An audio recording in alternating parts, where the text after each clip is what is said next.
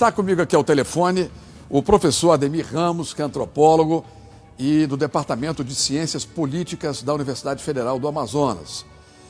Ele está aqui comigo, eu convidei para a gente falar sobre esse momento político que o Brasil vem vivendo, essas informações todas que estão sendo reveladas a cada momento, de que o Brasil passou por beirou ali, teve muito próximo a um golpe de Estado, um golpe que só não aconteceu porque não houve adesão de parte das Forças Armadas. Houve uma resistência do comando do Exército e do comando da Aeronáutica, mas houve sim a adesão da Marinha. Professor Ademir Ramos, tudo bem? Bom dia. Bom dia, meu caro Ronaldo, bom dia a todos que nos escutam nessa hora, dizendo que ainda não temos em Manaus, no Amazonas, um departamento de ciência política. O nosso departamento é de ciências sociais e temos um curso de ciências sociais que eu ajudei a criar e agora estamos trabalhando na perspectiva de criar uma especialização em ciência política e o professor Bruno está coordenando esse trabalho. Estou à sua disposição para nós analisarmos a conjuntura nacional, internacional e local, porque esta semana vem com surpresa do AMON, que vai se repronunciar sobre a sua pré-candidatura. Eu estou aberto para o debate. Ok.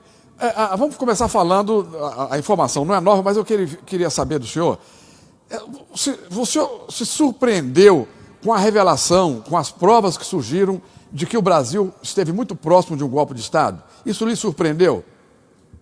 Não me surpreende porque, na verdade, Ronaldo, o Bolsonaro é apenas um fantoche.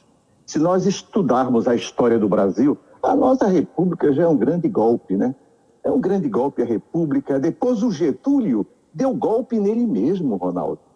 O Getúlio, em 1937, deu golpe nele mesmo. Depois os golpistas se mobilizaram e vieram se reafirmar em 64. Tentaram impedir a candidatura do Juscelino. Toda essa armação golpista dessas forças militares no Brasil é muito forte. E eu estava lendo, esse final de semana, eu estava relendo o trabalho da professora Marilene Correia, que é minha colega de departamento, O País do Amazonas, que é a sua dissertação de mestrado. Rapaz, a gente fica repensando como as forças políticas que operam nessa república, nessa monarquia do passado e nesse mundo amazônico, nesse mundo brasileiro, os militares, os eclesiásticos e os magistrados exerciam poder de mando e de golpe. Então, o Bolsonaro, para mim, não é surpresa. Surpresa foi ele fugir do Brasil. Quer dizer, que ele fugiu e apostar na possibilidade do golpe. O Ronaldo, não houve golpe porque não tinha liderança, tinha um capitão biruta, uma biruta de avião, aquele que fica no aeroporto sem direção, entendeu? Não houve golpe por isso. E tem mais, Augusto Heleno, que nós conhecemos muito bem como palastrão aqui da Amazônia, ele frequentava muito o restaurante ali, o Canto da Peixada, etc. Ele, na verdade, ele vem de uma escola do golpe. Ele foi braço direito do Silvio Frota. Tá? Então é importante ficar atento, se você quiser, e quem quiser, os nossos alunos de ciência política quiserem aprofundar, nós temos uma série de 4 ou 5 volumes do Ditadura, o Hélio Gaspari, tem uma série de publicações do jornalista Gaspari, que pegou o arquivo do Geisel, sabe? Sim. E trabalhou muito essa questão da ditadura no Brasil. Ele foi até compreensível, glorioso com a ditadura. Mas, de qualquer maneira, tem muitas informações dos atores.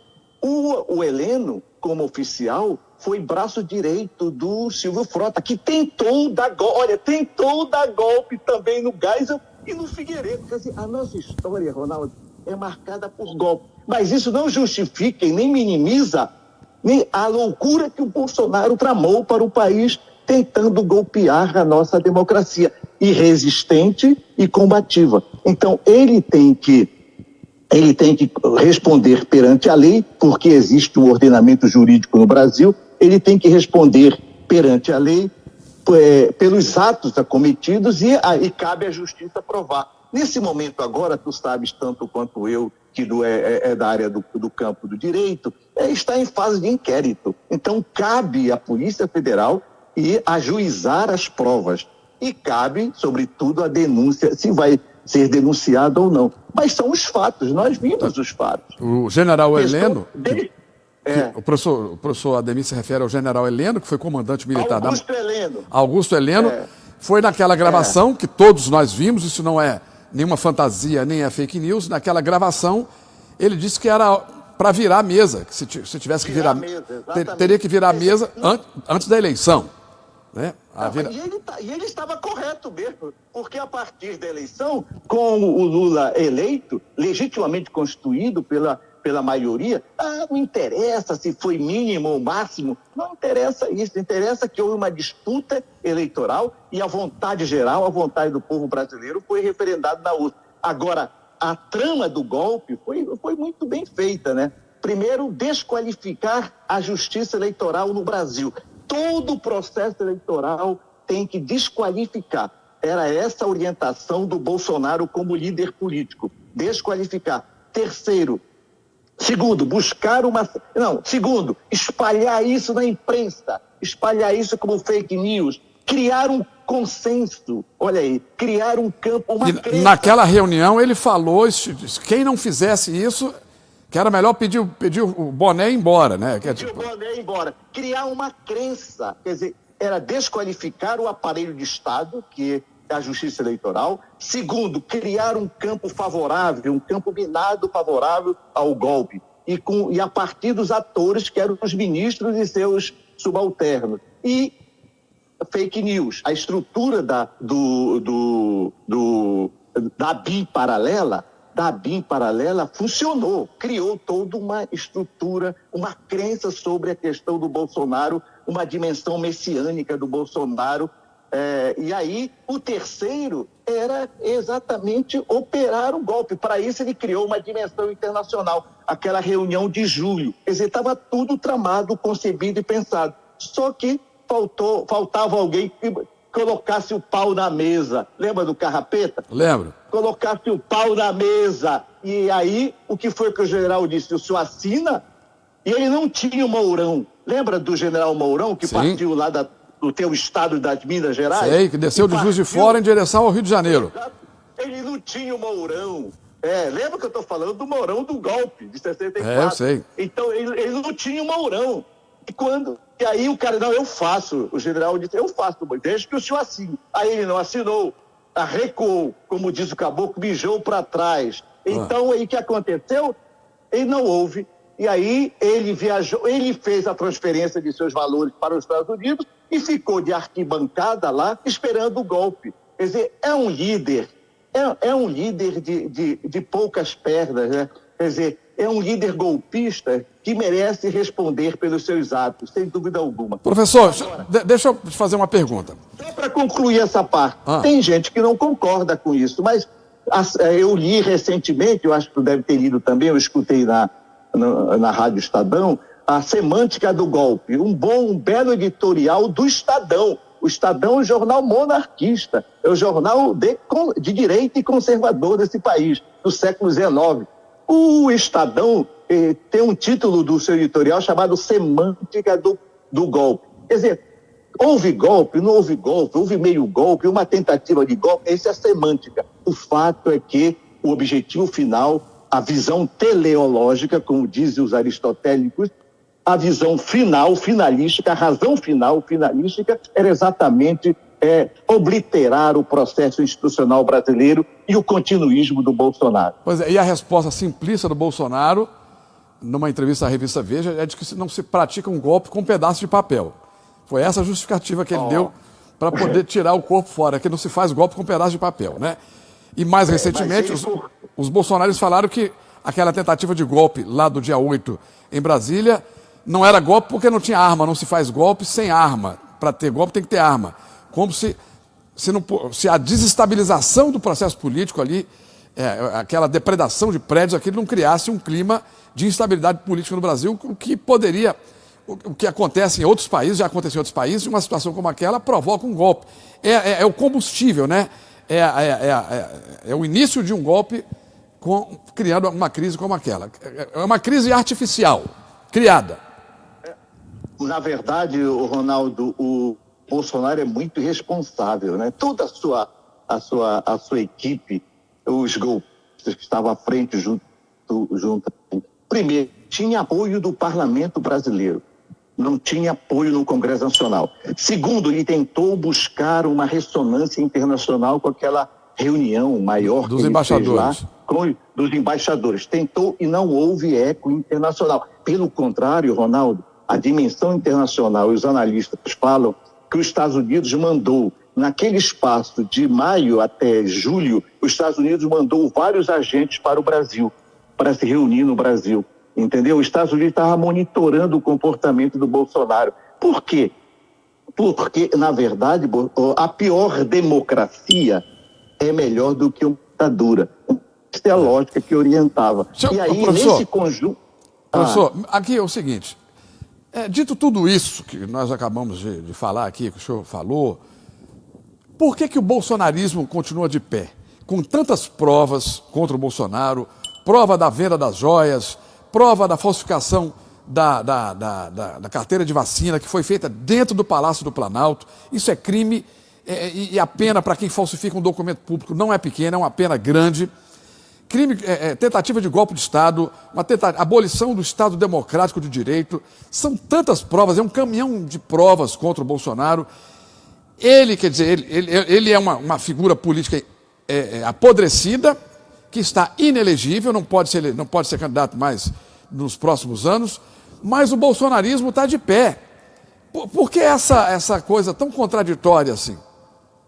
Eu queria chamar a atenção também para os acadêmicos. Você também é um acadêmico, Ronaldo. Você é do direito, você sabe que não se pode julgar sem um processo constituído, sem uma denúncia. Então, nós estamos naquele momento de requerimento ainda, né? De instrução do processo. Os fatos estão aí. Primeiro, se alguém quiser aprofundar, nós temos na literatura histórica brasileira uma série de obras. É o Hélio Silva, é o Hélio Gaspari, é o próprio Golbery Couto e Silva analisando o contexto da geopolítica brasileira. Nós temos uma vasta literatura para aprofundar. Primeiro, chamar a atenção no seguinte, é nesse contexto que se destaca a nossa participação com o Manauara, porque o Bolsonaro tem eco em Manaus. E ele tem eco e sabe disso, tanto que ele tem uma base que ele disse que tem uma BIM no Amazonas, que é o seu compadre.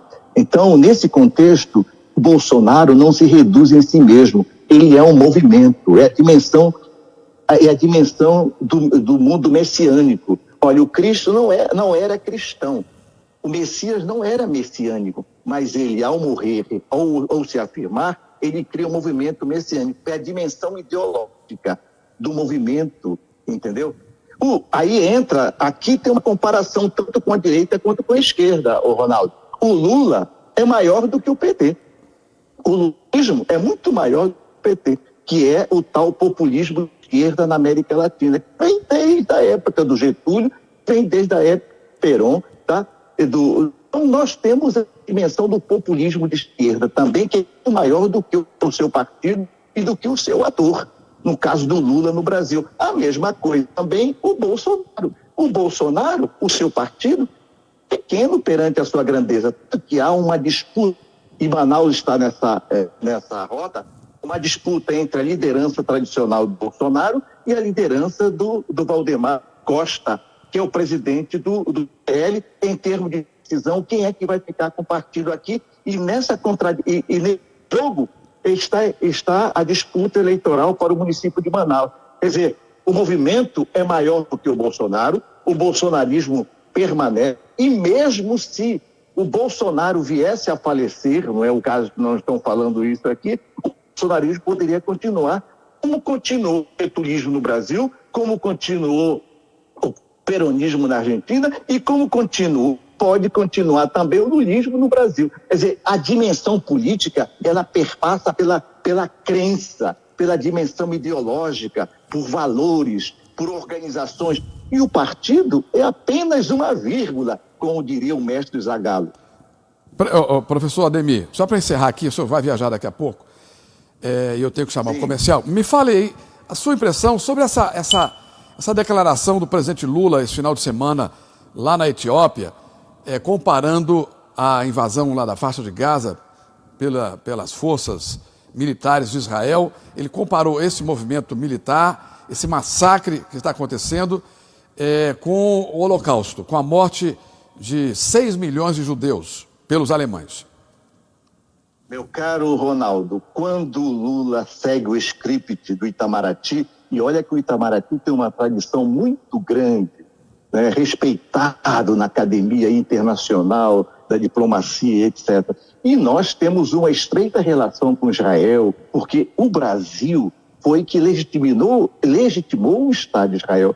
Nós temos uma estreita relação com o Estado de Israel, não com o governo de Israel. O Lula, na verdade, está a criticar o governo de Israel, não é o Estado de Israel. Então, é importante que nós... E tem a dimensão histórica. Não dá para você reduzir um fenômeno dessa grandeza que é o Holocausto a esta guerra de quintal que está havendo em Gaza. Então, tem ignorância histórica, tem violação à nossa tradição diplomática, porque ele falou de improviso numa entrevista. Então, é preciso levar em consideração que a crítica do Lula, possivelmente a diplomacia vai sair por aí, que a crítica do Lula não se reduz ao Estado de Israel, se reduz ao governo de Israel.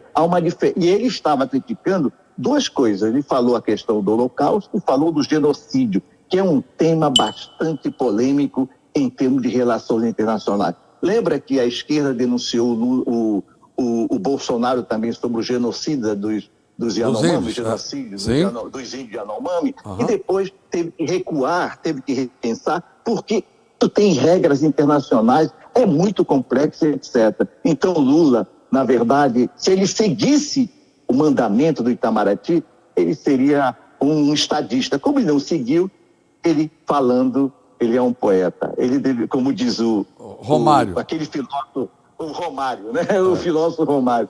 O Lula calado é um poeta, falando é um desastre. Então, de improviso, e numa dimensão internacional, ele não cumpriu o rito do Itamaraty. Agora, cabe ao Itamaraty reconstruir toda uma relação de contato com Israel, com o Estado de Israel. Não é com o governo de Israel, é com o Estado. Porque aqui, o Ronaldo, tem uma diferença entre o povo, a nação, o governo e o Estado. Agora, e além disso, tem o mercado. Porque, na verdade, os meios de comunicação quase do mundo são controlados pela cultura, pelos empresários de tradição judaica. Isso pesa muito contra o Brasil. E o Lula foi considerado como pessoa não grata. De qualquer maneira, isso é o papel de Israel. Nós temos que nos recompor. E o Itamaraty tem muito que trabalhar. E a diplomacia brasileira tem tradição nisso. E saberá como sair dessa situação vexatória que o governo brasileiro nos colocou agora. Obrigado, professor Ademir Ramos, antropólogo, falando aqui ao Manhã de Notícias. Um abraço, boa viagem. Obrigado. Felicidade para ti e saúde a todos. Muito obrigado.